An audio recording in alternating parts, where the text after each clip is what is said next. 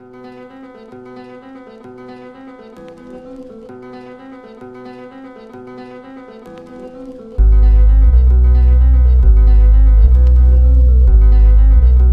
the most ridiculous thing I've ever heard.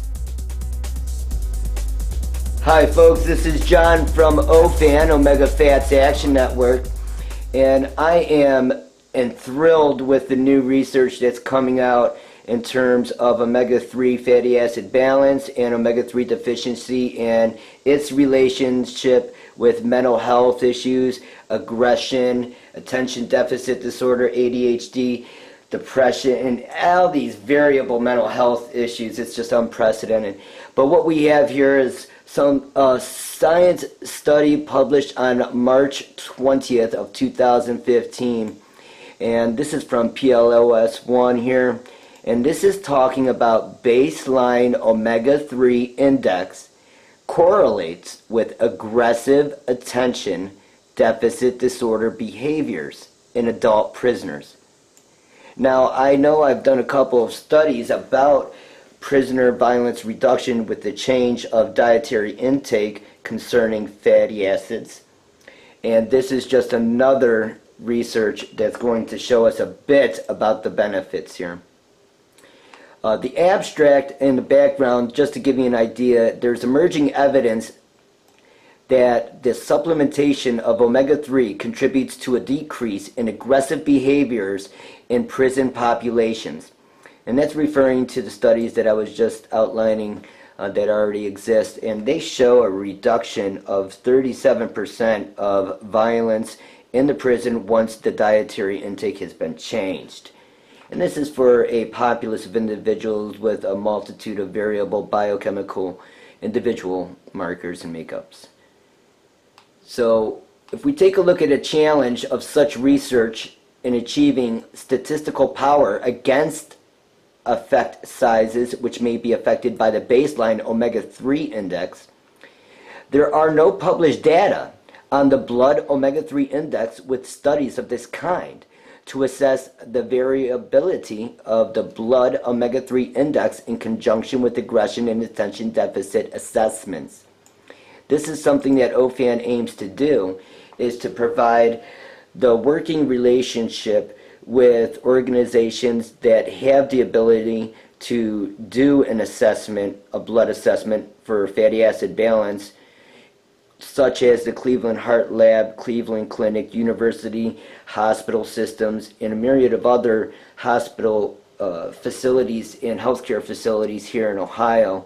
We want to duplicate those efforts nationwide, and we also want to be able to participate by meeting all of the criteria to be included to conduct these studies, which will take the blood omega-3 index and take a look at the conjunction with these mental health issues, which the research is pointing that it affects dramatically, up to 37% in violence reduction.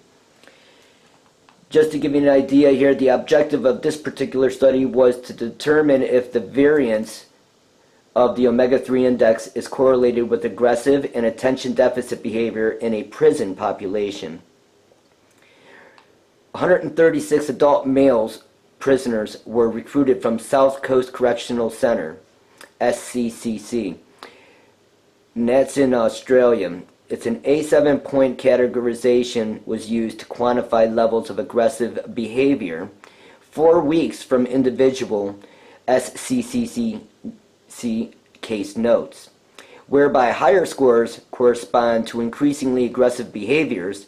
Study participants completed the aggression questionnaire and the Brown's Attention Deficit Disorder Scales, also known as BADDS, provided a blood sample for the erythrocyte fatty acid analysis using gas chromatography, and the omega-3 index was calculated.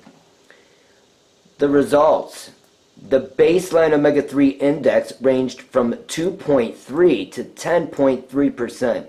It's a pretty big percentage differential, indicating that some participants already had a substantial omega-3 intake. However, a median of 4.7 indicated a lower overall omega-3 intake than the general Australian population. Assessment of aggressive and attention deficit behaviors shows that where negative correlations between baseline omega-3 index and baseline aggression categorization scores. As we take a look at these here, what we're starting to find, ladies and gentlemen, is just how important fatty acid balance and omega-3 deficiency is in terms of affecting populaces, not only in an institutional setting, but in a general public setting as well.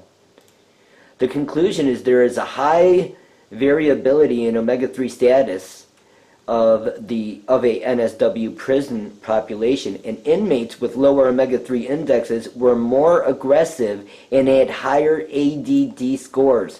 That's right. So with the lack of omega-3s in your diet, we are able to identify more aggressive behaviors and the symptoms of ADD and ADHD as well increased.